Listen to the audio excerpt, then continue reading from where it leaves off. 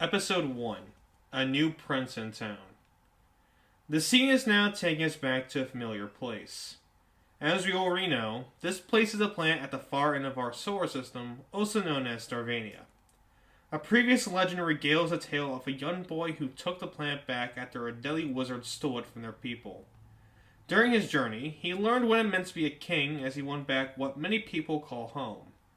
These people call themselves the Star Warriors, the race that resides on the planet.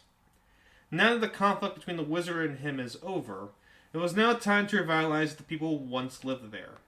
But that operation took place over 20 years ago. The place has finalized its rebuild with many people living out their daily lives as best as they can. Eating, shopping, socializing, working, everything you need from a society. They try to live it out in whatever way they could. As for the young boy, his mother took over for a bit before he was deemed ready for his leadership role as king. And though it's a long road, the man was now ready to face a challenge after his mother finally put her role to rest. For he's none other than... Michael Stardikust, may I have a word? The scene is in a room of the palace within the center of the capital. It was a small room with a table, chair, and window. The window looked out upon the capital city. A man dressed in a blue jacket with star patterns on it, a black undershirt, and jeans.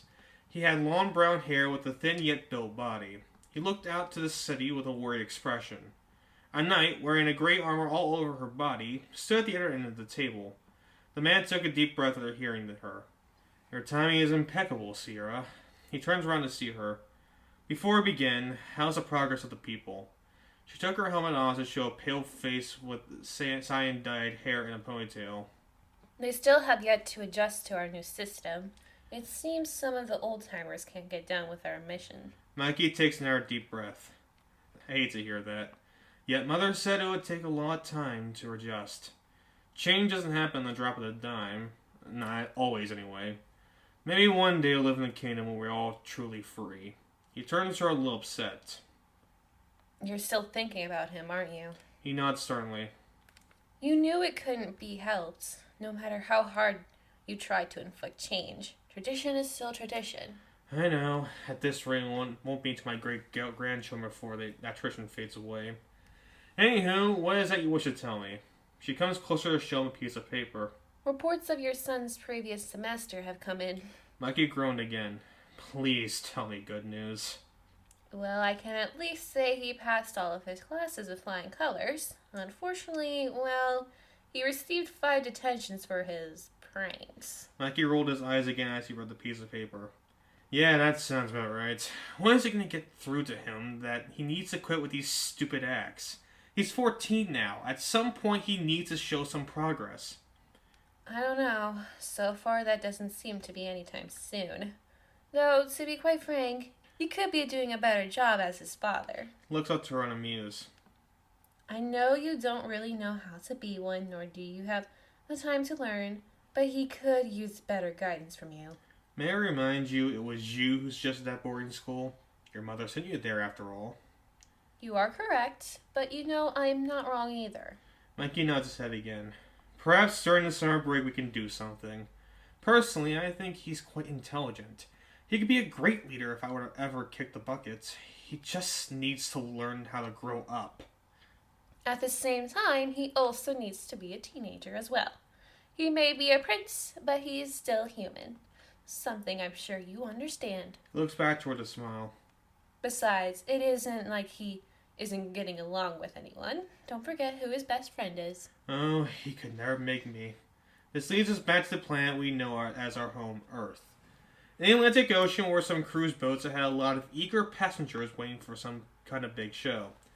Alright, people, are you ready to see some aquatic life? The crowd cheered. That's what I like to hear. Now, if you look overboard, you get to see some of the whales who migrate during the later parts of May. They all looked over with awe to see some of the whales swim on by. They were all pleased, especially one kid who pointed to the sky. It seems we got ourselves an ocean enthusiast. Promoter comes over to one of the kids. Tell us, bud, what do you see? He looked up at where the boy was pointing, only to see something he didn't expect. In the sky was a human-sized red dragon that wore a yellow handkerchief around his neck.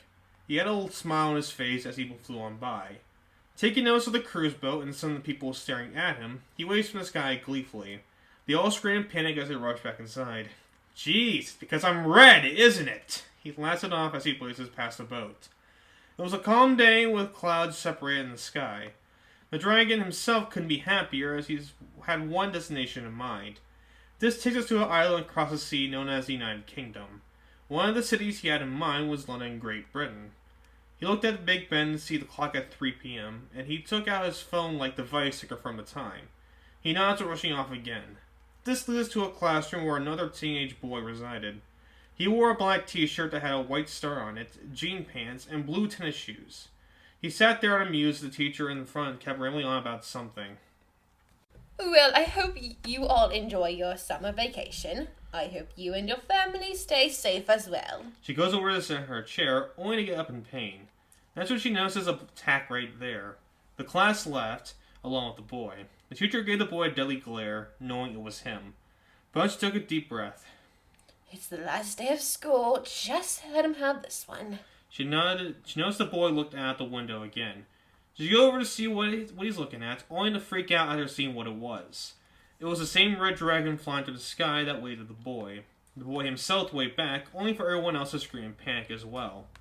The bell rings to signify the day was over, and at the entrance, the red dragon waited from the roof as he waited for the boy to come out.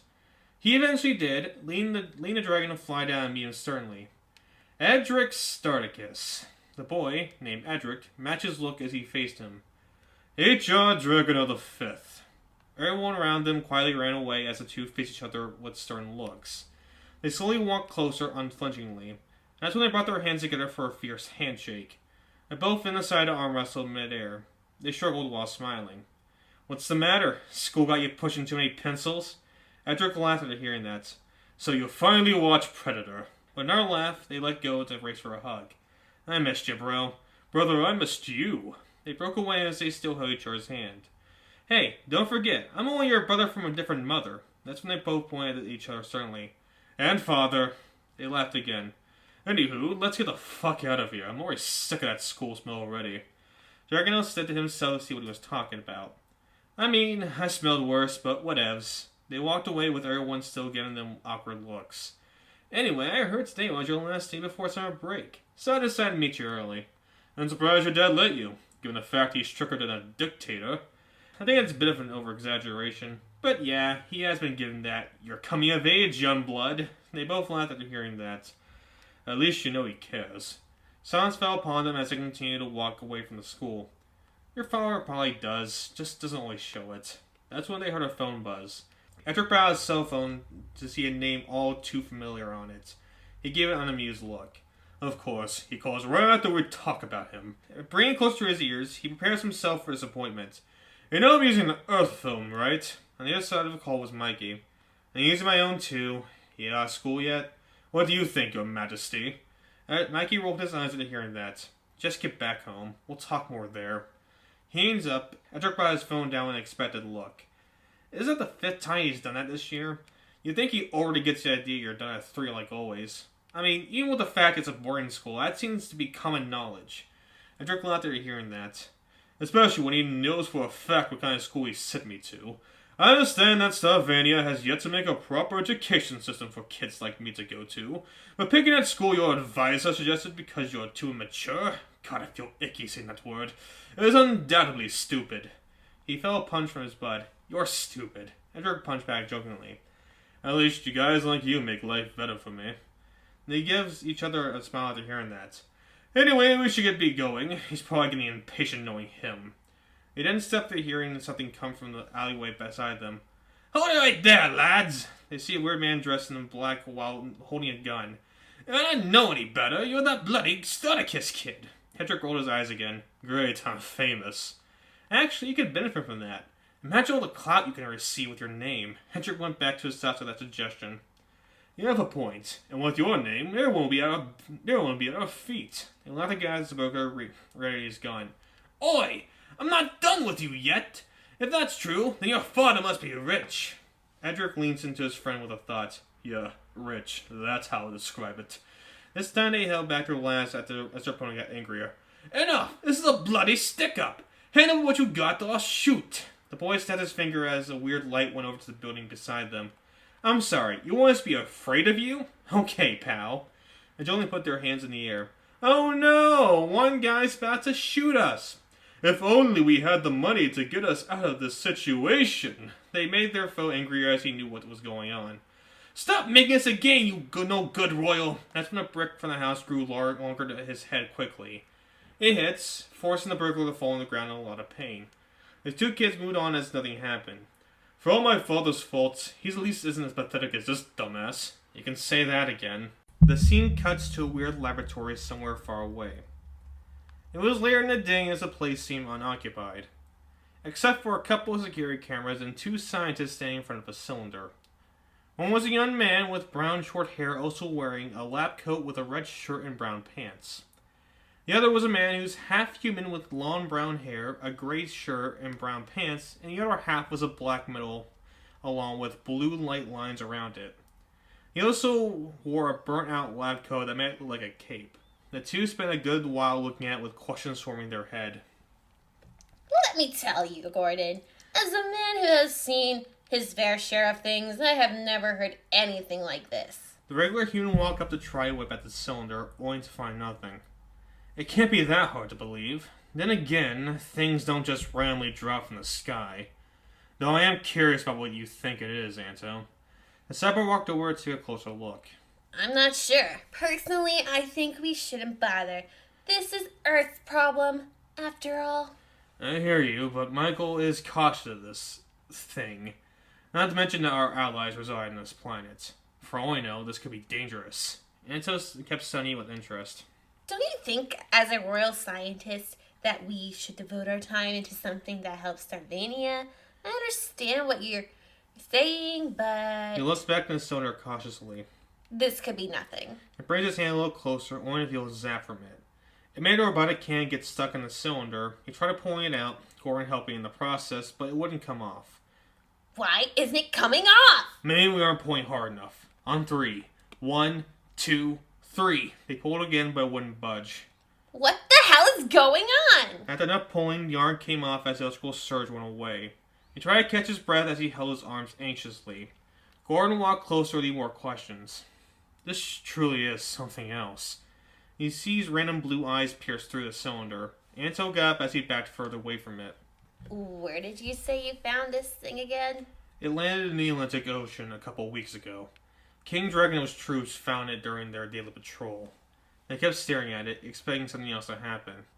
Oh, and by the way, I probably should have mentioned this earlier. On the cylinder, they said that there was a symbol. What symbol? Gordon tried to see if he can find it, which he ended up doing after he saw it on the right. They both widened their eyes as they saw a gray and black flag, the Magonian symbol. Now we are at the back of the castle within the throne room. It was nothing more than a bunch of stained glass windows with many different people on each one, and the throne itself had a bigger window behind it with Mikey drawn on the window. Mikey himself sat on the velvet throne along with Sierra standing beside him. On the other side was a normal person in casual clothes. Your Highness, Miss Williams has her fences around my property, which does not give my crops enough room to grow. We need my crops to grow. Otherwise, I wouldn't be able to feed the agency. Please make a command for my needs. Mikey seemed amused at this request. He looked over to the woman in question who patiently waited for her turn. Your Majesty, he doesn't know what he's talking about. I paid 10,000 unis for that plot of land years ago. The law states that whatever you pay for, you get it. Therefore, I'm allowed to do whatever I want to do with it. I even have the deed to show for it. Mikey rubbed his eyes as he turned back to the man. First of all, you can just call me Michael or Mikey. Mike if you prefer. Stuff like Your Highness or Your Majesty isn't necessary. Secondly, I don't remember using your crops to feed the agency. Last I checked, the rations applied to them catered into the normal restaurants and stores. In case you forgot, they get a discount to help them. Thirdly, I told you I no longer had the authority to do something like that. As your leader, I shouldn't have control over who gets what land. You pay for the land you receive, and this Miss Williams has a deed for said land. My duties as king are to handle foreign relations and pass the laws. The laws of which don't take away the power and rights from everyone else. We are living in a different time than my father, so please, if you have an issue that affects our entire nation, tell me. The man didn't seem pleased with his answer as Miss Williams gave him a smug look.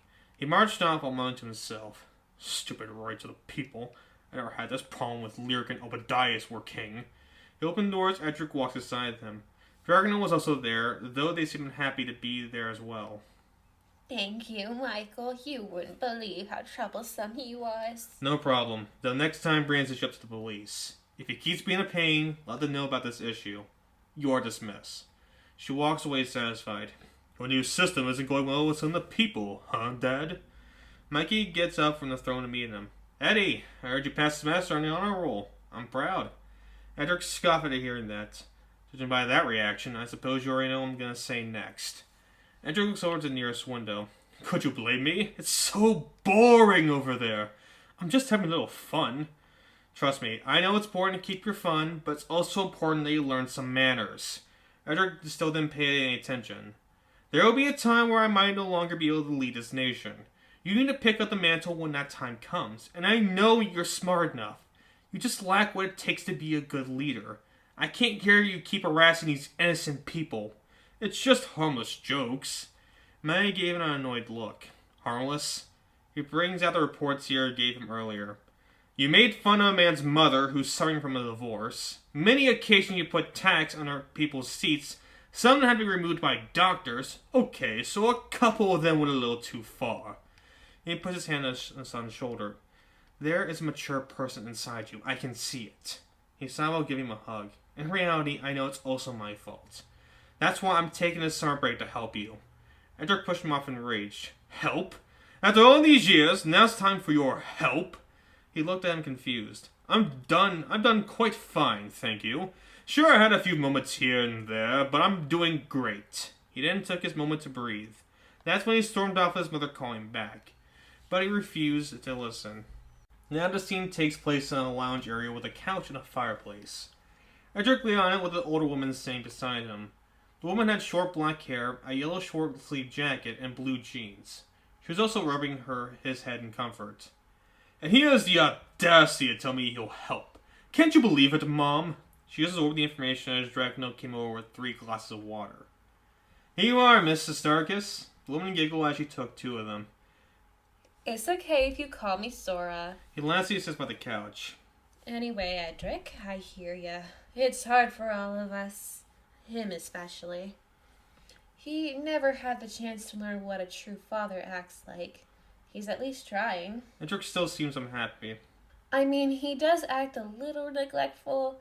The big problem here is that, well, I'll be honest, we might have had you too early. Edrick gave her a disgusted look.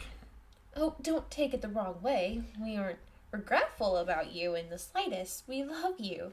It's just we weren't ready for a child.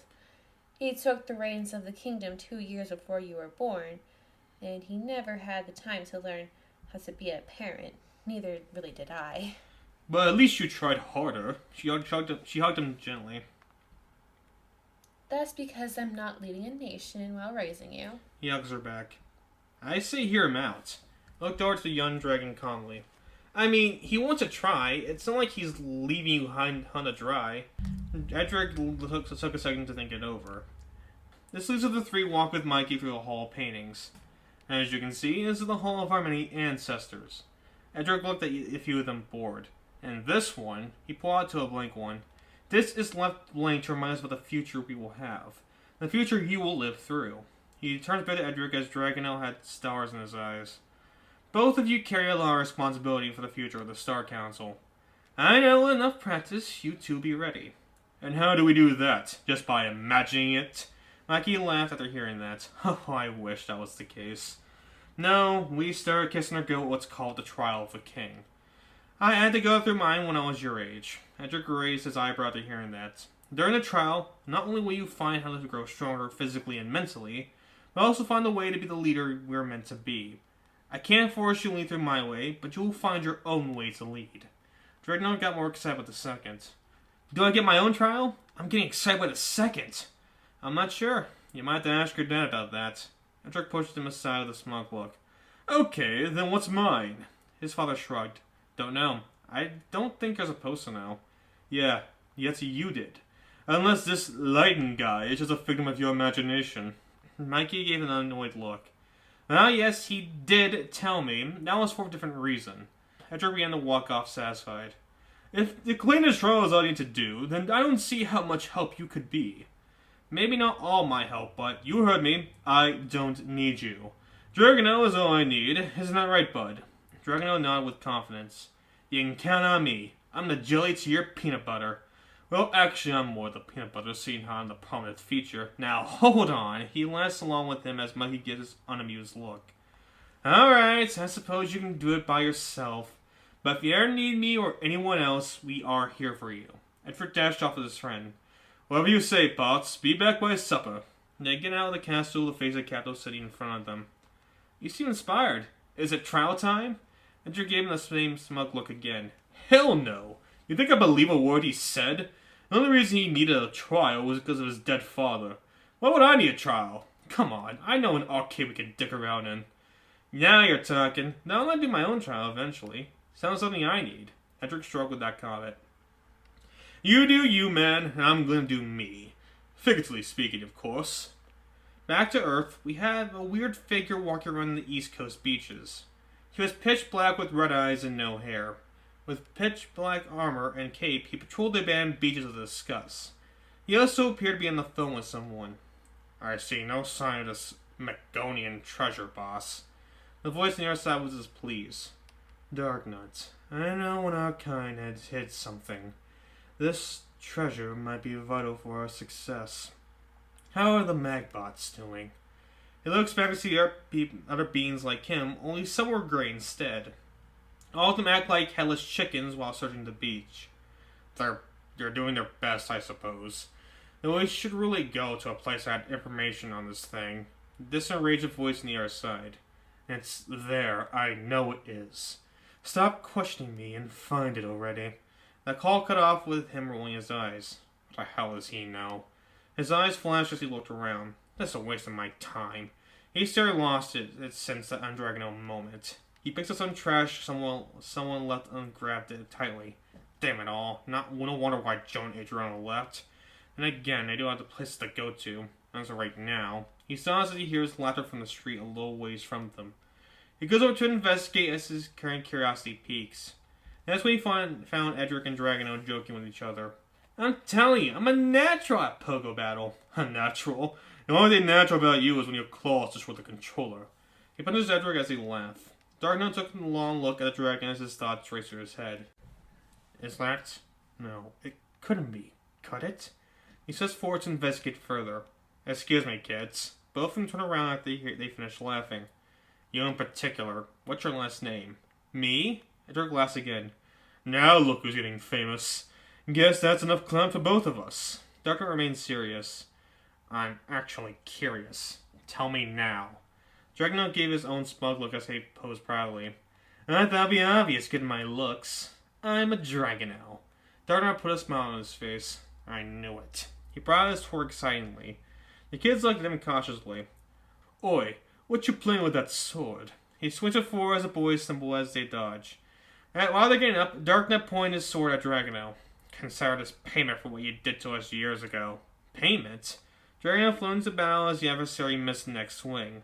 Wait, I think I got it. Darknet looks back at him. You seem to be Magoni if I'm not mistaken, and your hatred stemming towards my butt over there. You must be one of those Team Magnet folks I heard about. I remember my father told me stories about you guys. Darknet brought his sword to him. Smart kid, though I would stay away if I were you. My problems are with him. Darknet turned back, only to feel a caustic punch from Edrick. Sorry, you attack my bud, you deal with me.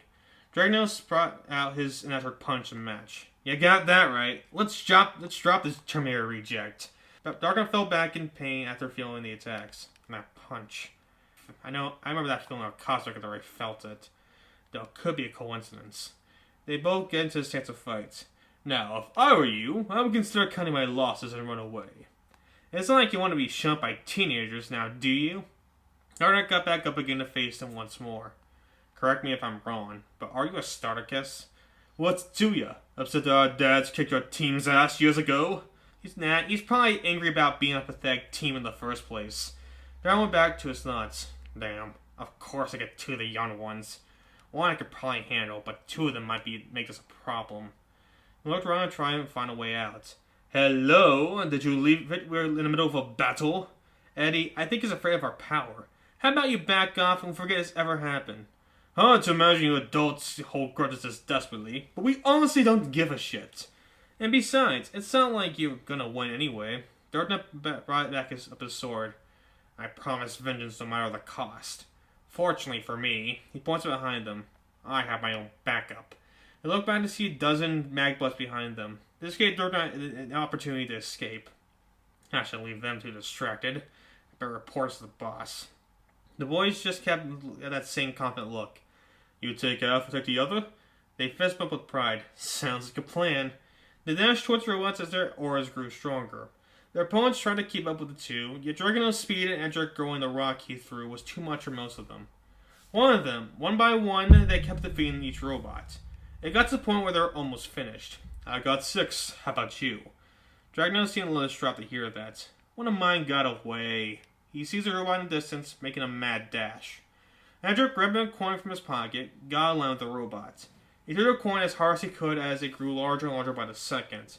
It eventually became big enough to crush the final robot. He gave Dragonel a smug look after that. Seems my skills are good than yours. His friend rolled his eyes playfully. Pretty easy when your attack is larger than the ocean. Anywho, we should finish up with. They look back to see Darkness disappear.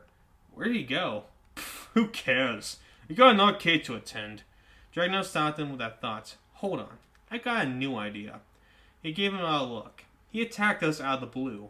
We don't know why or how he found us, but that's what he did. This got me thinking. What is this a sign? Are we referring to that stupid trial thing my father mentioned? Since when did you care about that? Think about it. Our dads are relying on us to take over once they finish. I know you and I want to keep this fun going, but what if this is fate telling us we should take that step forward? Edrick remained silent. I don't really want to. Come on, isn't it important as princes to help out as much as we can? We ain't gonna be 14 forever. Eventually we have to take those next steps forward. And besides, it could be fun after all. He brought it over as he remembered the conversation with his father earlier. That's when he caved in. Gah, fine. I suppose you can get started on this. Dragonel cheered in excitement as he dashed off. Then there is a moment to waste. Let's go do our trials of the king. They laughed as he walked away. Edrick looks out into the sea as they do so. Find my own lead, huh? Alright, Dad. I'll hear you out. As they walked away, they failed to see Dark Knight in one of the alleyways hidden while on the phone. That's right. I found Dragonel and Stardikust's kids. We crossed paths not too long ago. Interesting. You think they might have a lead on this treasure? Dark Knight gave him an odd look. I don't know. I figure I'll tell you for revenge sake. I don't care about revenge. I care about this treasure. Keep an eye on them. I believe they might show us the way. He gave a confused look while turning out the phone. Ladies and gentlemen, my boss. He follows the boys closely behind. He might be right, though. That could be the answer to this Magonian puzzle. Or it could be a wild goose chase. There's only one way to find out. It was getting late, the sunset making the skies vibrant orange. Edrick and Dragonel got a hotel room as they planned to go out on their quest. The Cosmic Prince himself sat on the balcony as he was on the phone with his dad. I see. So you'll be going to Dragonel's home tomorrow to begin your trial. That's the plan. I don't suppose you have any idea what I should do. I wish I can say, bud. Just note that I support you in whatever you do. It might seem like I'm disappointed, but I'm trying to help you in the way that I know. You can become the mature leader you plan to be. And remember, I love you, son. Your mother and I are here for you during your quest. He takes a deep breath as his orange slowly goes away. I hear you, Dad. Talk to you soon. He shuts it off as he looks at the sunset. Why is it so hard to be mad at him? Whatever. Just wait for me to prove you wrong. This leads us back to Mikey as he sat on his throne. He takes notice that Edrick's finishing the call before they took another deep breath. He dials our number as he shifts his face to a serious glare. Gordon, what's the report on the thing? On the other side was Gordon, who he and Anto ran the test with cylinders pat beside them. Not much more to report on. We know it's some form of Gonian technology, and it seems to have some sort of magnetic property. Outside of that, there's not much more that we really know. Maki wasn't pleased to hear that. Hand the phone over to Anto for a moment. Gordon obeys as Anto rapidly takes it. What's shaking, Starboy? Do you think this might be hostile? I know you have been in contact with a lot of Magonians in regard to this mysterious technology. I only did that to help ease everyone's consciousness. So far, the word I'm getting from them is that they have no idea what this thing is either. For all we know, this could be hostile. I say the best course of action is just to let us do our job, and we'll report back to you if we discover anything. We both took another deep breath. Okay, I trust you two know what you're doing. Not a word of this conversation gets out, though. Remember that. We don't want to cause anything that could lead to something much worse. Besides, if it is hostile, I know you guys can neutralize it. Right now, our intentions are to make sure we keep peace for as long as we can. Understood. And rest assured, we will find out what this thing is. Call you back soon. The phone shuts off again as the call ends. Mike gets up to look out the window to see some of the people live their daily lives. He takes another deep breath, this time to calm himself. It's gonna be fine. Those two are the smartest people I know. Besides, we are strong people. Though we still have ways to go, we can overcome any obstacle that comes our path. He walks back to the throne a little relieved. As for you, Edrick, be careful. These trials will push you more than anything you've dealt with before. You might have a good understanding about your ability and your capabilities, yet you haven't used them to their fullest extent. I'll always be here for you, so don't forget that. Back to the cylinder in the research facility. Once more blue eyes pierce through the glass as the faint laughter could be heard inside it.